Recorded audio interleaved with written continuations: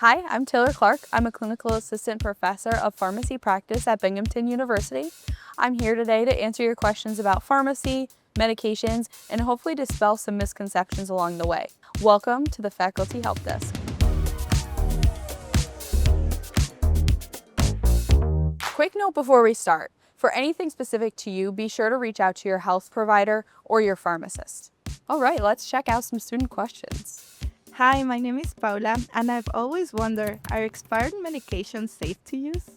That's a great question. So many of us probably have expired medications in our medicine cabinets, and you probably have wondered the same thing yourself. Is it okay for me to use it?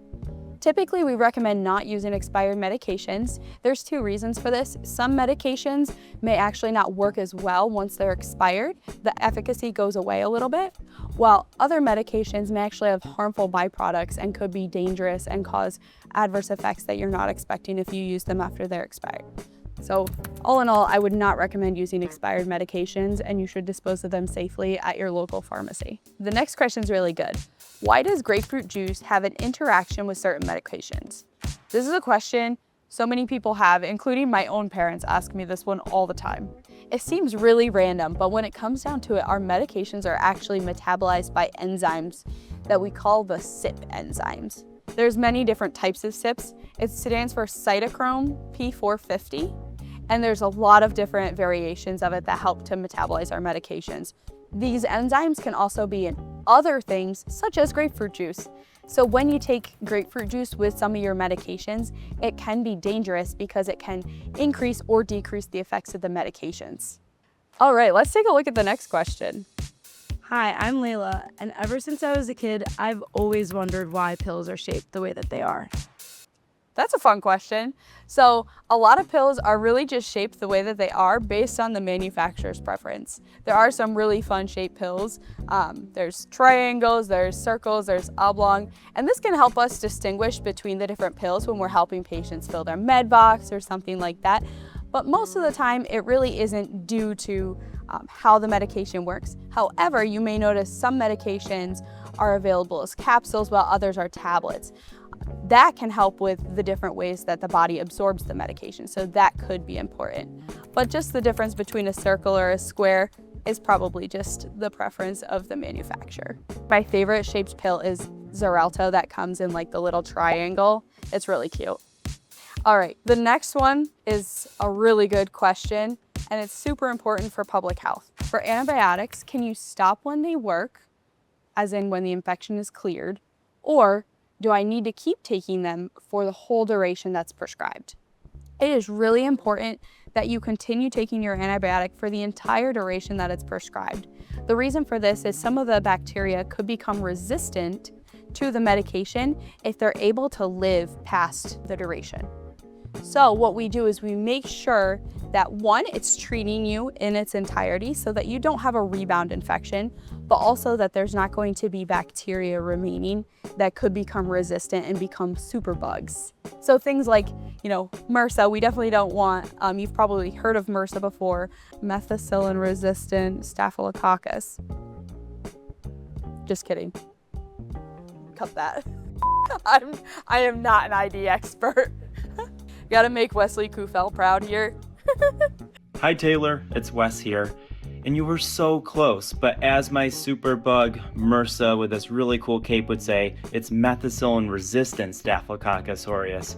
And I also wanted to remind patients that providers should be prescribing the shortest effective duration of antibiotics to treat the particular infection. Okay, now back to the video.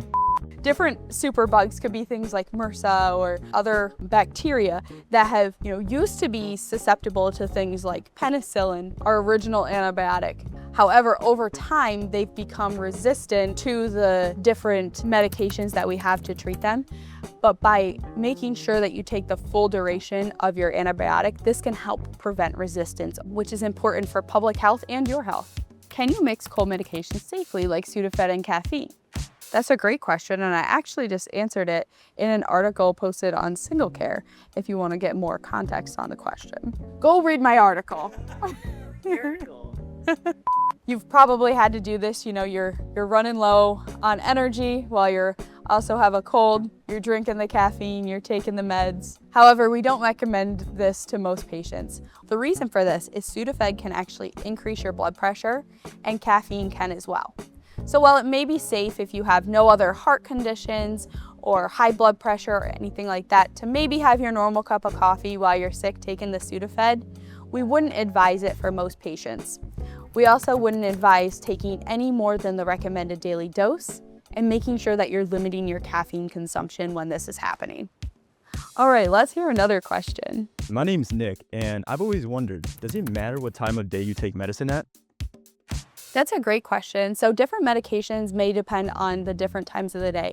So for example, certain medications should be taken in the morning, like diuretics, or you've probably heard them called water pills. Those medications help you to get rid of some of the fluid that you may be holding.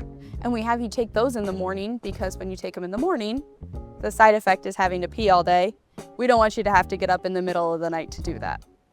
On the other hand, some medications make you really sleepy, so you obviously want to take those at night or you'll be falling asleep all day long and not be able to sleep at night. Other medications, such as maybe your birth control, can be taken any time of the day. You just need to make sure that you're taking it at the same exact time each day to make sure that it's effective. All right, let's take a look at the next question. Hi, my name is Annie, and I was wondering that if I miss a dose of a medication, am I able to just double the next one?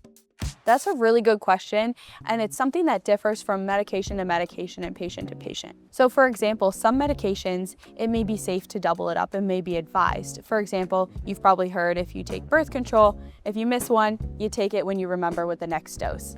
And that's perfectly okay. However, other medications that may be dangerous. For example, your blood thinners, if you took 2 at the same time, that could increase your risk of bleeding. Additionally, medications that lower your blood pressure, taking 2 at the same time could make your blood pressure go too low, causing you to potentially fall. So you definitely want to reach out to your pharmacist, your provider, if you miss a medication and aren't sure of the next steps. The next question is, are generic medications weaker than brand name medications? I think that's a good one that a lot of people ask when they're at the pharmacy looking through the over-the-counter aisle, trying to figure out which one they should buy and if it's worth the money savings to get generic. I'm here to tell you that 9 times out of 10, the generic is just as good as the brand medication. Usually it's the exact same medication components, so the same drug product. There, of course, may be different what we call excipients, which is the other pieces in the medication. So it could be, a different dye color or a different, filler product. However, the actual medication product itself, like the drug in the medication, is the same. All right, that's all for today. Thank you for joining me. I hope this helped answer some of your questions about medications and pharmacy and dispelled some of those misconceptions you may have had along the way.